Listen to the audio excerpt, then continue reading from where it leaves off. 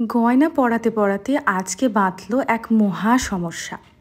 ৩-৪ জন মিলে জমে গেল, তবু দিদিকে কেউ গয়না পরাতে পারছে না। ভাবতে পারছো?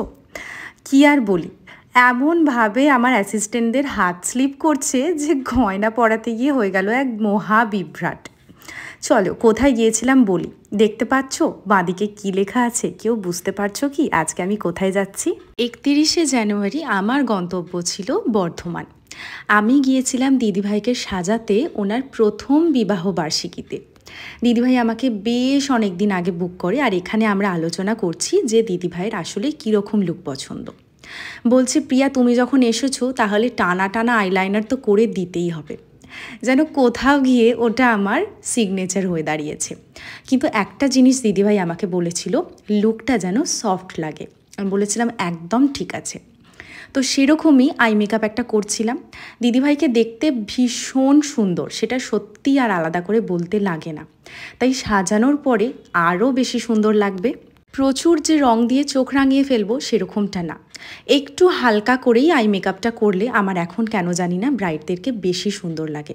আর আমার ব্রাইডরাও এই মিনিমাল ছিমছাম লুকগুলো খুব বেশি প্রেফার করে। তা আই মেকআপটা একটুখানি করে নিয়ে আমি শুরু করে দিলাম আমার ফেসের কাজটা। প্রথমে স্কিনটাকে প্রেপ করে নেওয়া, তারপরে যা যা স্টেপ হয় পরপর করছি। এখানে কালার কারেক্ট করে নিচ্ছি। অনেকেই হয়তো দিদিভাইয়ের লেন্স দেখে আমাকে এখানে প্রশ্ন করবে যে এটা কি লেন্সের কালার। লেন্সটা কিন্তু দিদিভাইয়ের পার্সোনাল ছিল, তাই লেন্সের কালারটা সম্পর্কে আমার কোনো আইডিয়া নেই, তাই আমি শেয়ার করতে পারলাম না। তবে এর মাঝখানে একটা জিনিস আমি শেয়ার করতে পারি যে আমাদের basic to advance master class কিন্তু 8ই এপ্রিল থেকে শুরু হচ্ছে আমাদের সিঙ্গুরের স্টুডিওতে।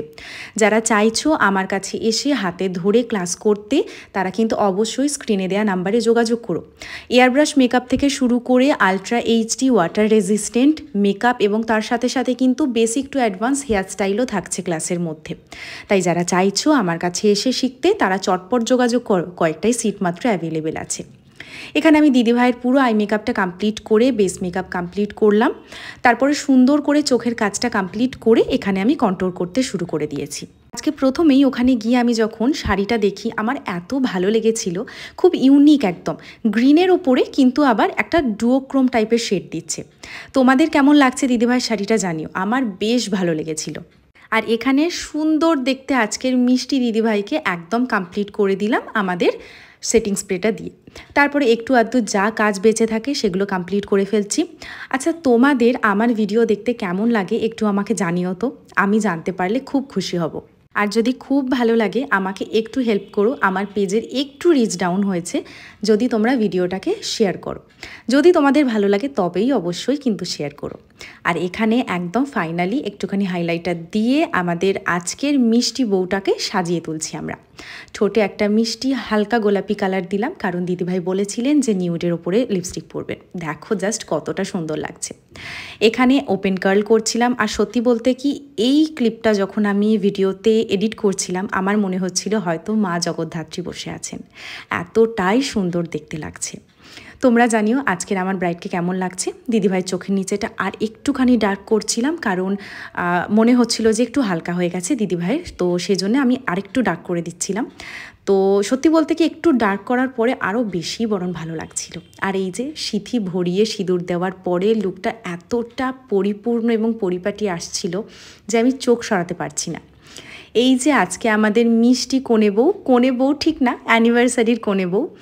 তো জানিও তোমাদের প্রত্যেকের আজকের মেকআপটা কেমন লাগলো। আমার তো চোখ সরছে না, এতটাই মিষ্টি লাগছে। আর সত্যি বলতে কি, ওনাকে দেখতে এতটাই মিষ্টি যে প্রচুর কিছু সাজগোজের দরকার নেই। হালকা সাজ করেছেন, তার সাথে ওপেন হেয়ারস্টাইল করেছেন, খুব ফোলা টোলা না, খুব হালকার ওপরে ওপেন হেয়ারস্টাইল, কিন্তু তাতেই দেখো কতটা সুন্দর মানাচ্ছে। খুব সিম্পলভাবে শাড়ি পরেছেন। যাই হোক, এগুলো আমার বড্ড ভালো লাগে। তোমরা জানিও তোমাদের কেমন লাগলো।